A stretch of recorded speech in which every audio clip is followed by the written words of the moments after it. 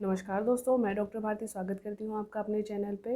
दोस्तों, आप सभी लोग ये बात जानते हैं कि हमारे शरीर को स्वस्थ बनाए रखने के लिए vitamins, minerals, healthy fats, carbs और प्रोटीन्स इन सब की बहुत ज़्यादा आवश्यकता होती है। और अगर इनमें से किसी एक भी चीज़ की अगर कमी हमारे शरीर में हो जाती है तो हमारे शरीर को बहुत सारी समस्याओं का सामना करना पड़ता है। उन्हीं में से है vitamin B complex. Vitamin complex जो होते हैं वो 8 प्रकार के होते हैं, जिसमें vitamin B 1, B 2, B 3, B 5, B 6, B 7, B 9 और बी 12 शामिल हैं। और ये विटामिन्स हमारे शरीर के अलग अलग हिस्सों को स्वस्थ बनाए रखने के लिए बहुत ज़्यादा मदद करते हैं। तो आज हम इस वीडियो में इसी बारे में चर्चा करेंगे कि इनके स्रोत क्या है और इनकी कमी की वजह से हमें क्या क्या समस्याएं देखने के लिए मिल सकती है। तो वीडियो को अंत तक ज़रूर देखिएगा और अगर आप मेरे चैनल पर नए हैं तो प्लीज़ मेरे चैनल को सब्सक्राइब ज़रूर कीजिएगा। दोस्तों, आइए दोस्तों वीडियो शुरू करते हैं।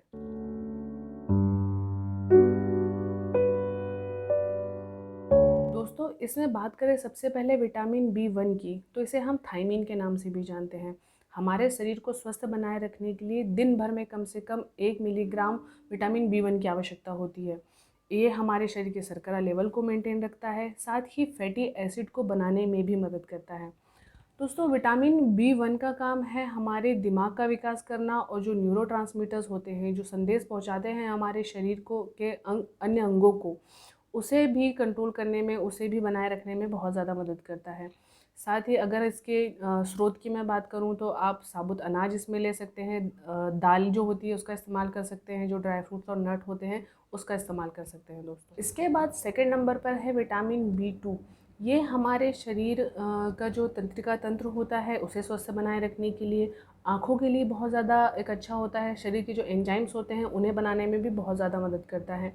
साथ ही हमारी हृदय संबंधी समस्याएं जो होती हैं उन्हें ठीक करने में भी बहुत ज़्यादा मददगार साबित होता है। अगर मैं इसके स्रोत की बात करूं तो इसके लिए आप डेयरी प्रोडक्ट्स जैसे कि दूध, दही, पनीर, छाछ इसका इस्तेमाल कर सकते हैं। हरी पत्तेदार सब्जियों में आप पालक का इस्तेमाल कर सकते हैं और अंडे का इस्तेमाल भी कर सकते हैं। दोस्तों, इसके बाद अगला है दोस्तों विटामिन बी 3, जिसे हम नाइसिन के नाम से भी जानते हैं।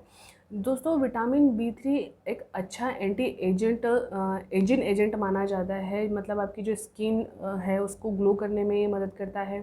साथ ही आपके शरीर में प्रोटीन, कार्ब, जो फैट होते हैं उसे सही रूप से बनाए रखने के लिए, उसका सही एक लेवल मेंटेन करने में भी वो मदद करता है।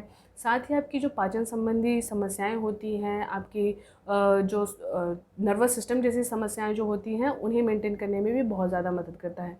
अगर मैं इसके स्रोत की बात करूं तो इसमें आप सूरजमुखी की बीज का इस्तेमाल कर सकते हैं, कद्दू के जो बीज होते हैं उसका इस्तेमाल कर सकते हैं।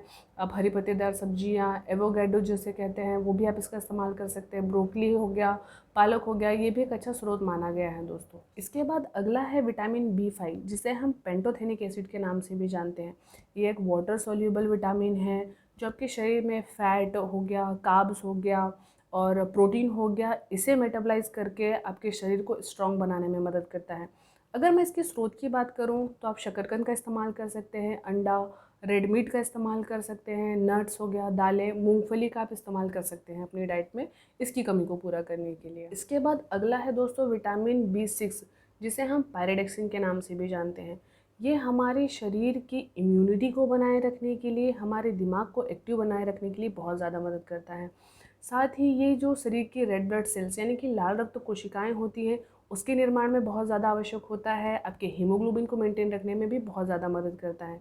अगर इसके स्रोत की मैं बात करूं तो आप अपनी डाइट में आलू का इस्तेमाल कर सकते हैं, छोले का इस्तेमाल कर सकते हैं, जो साबुत अनाज होते हैं उसका, पालक, चुकंदर और जो लाल भाजी होती है आप इसका इस्तेमाल भी कर सकते हैं। उसके बाद अगला है दोस्तों विटामिन बी 7, जिसे हम बायोटीन के नाम से भी जानते हैं। इसे विटामिन बी 7 या बी 8 भी कहा जाता है। ये हमारे शरीर को के जो फैट होता है उसे तोड़कर हमारे वजन को घटाने में, हमारे मेटाबॉलिज्म को स्ट्रॉन्ग रखने में बहुत ज़्यादा मदद करता है।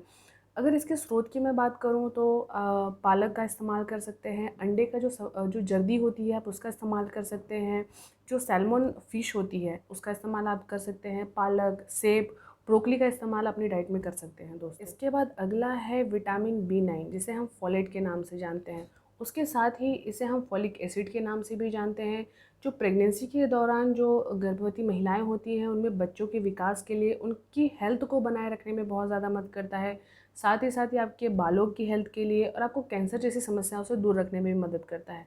अगर मैं इसके स्रोत की बात करूँ तो जो सिट्रिक यानी कि जो खट्टे फल होते हैं उसका इस्तेमाल आप कर सकते हैं, पालक का, हरी पत्तेदार सब्जियों का, दूध का इस्तेमाल आप कर सकते हैं, आप अंडे का इस्तेमाल कर सकते हैं। इन सारी चीज़ों की को अपनी डाइट में शामिल करके आप विटामिन B9 यानी कि फॉलिक एसिड की कमी से बच सकते हैं। इसके बाद लास्ट है विटामिन B12, जिसे हम कोबालामिन के नाम से भी जानते हैं। ये आपके शरीर की जो सर्कुलेटरी सिस्टम होता है, नर्वस सिस्टम जो होता है, उसे सुचारू रूप से चलाए रखने में बहुत ज़्यादा मदद करता है। जो आपकी वेन्स होती हैं उसे स्ट्रॉन्ग बनाने में मदद करता है।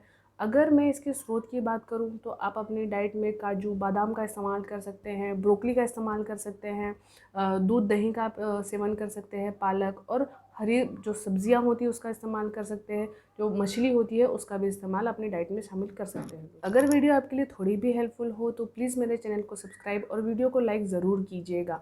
दोस्तों, कोरोना का समय चल रहा है, किसी भी तरह के पोषक तत्वों की कमी आपकी इम्यूनिटी को कमज़ोर कर सकती है। तो आप अपनी डाइट हेल्दी डाइट रखिए, मास्क का इस्तेमाल कीजिए अगर बाहर जा रहे हैं तो, और बार बार हाथ धोइए, अपने सोशल डिस्टेंसिंग का पालन कीजिए, घर पर रहिए दोस्तों और स्वस्थ रहिए।